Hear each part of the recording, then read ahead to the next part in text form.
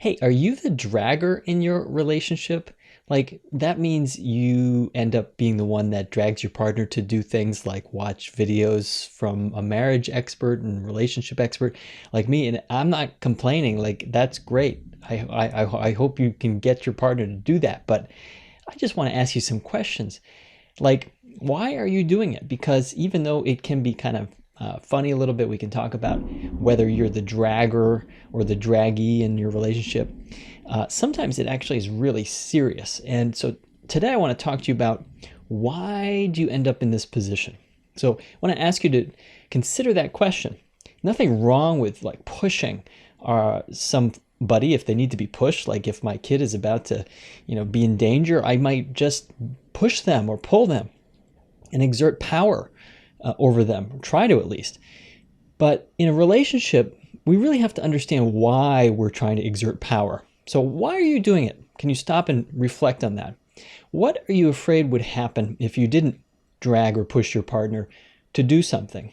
So take a moment, maybe jot some of those responses down. What feelings come up for you? What physical sensations come up if you didn't drag your partner to do something or try to convince them to do it?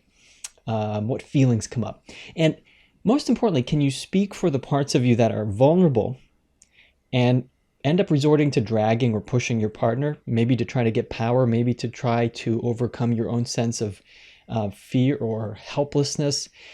And can you speak for that vulnerability to your partner? That's so important. Can you let your partner see the real you, not just the behavior of you're trying to push them or pull them or drag them? The goal is to recognize the cycles and sequences of behavior and reaction, witness them, name them, separate from them, and I promise you'll feel better and more human and more genuine and probably a lot more attractive. And it's much easier to motivate when someone feels moved, they're genuinely interested and curious in something. So if you are interested in this, if you're curious about how to do this more with some of the negative cycles that show up in your relationship, and they show up in every relationship, mine, I don't know anyone that is immune to that. I teach a 7-week online immersive course called Mindful Marriage, which you can check it out. I offer that periodically, and the main thing you get is accountability in a live course. I teach it every week for 2 hours. It's a live webinar.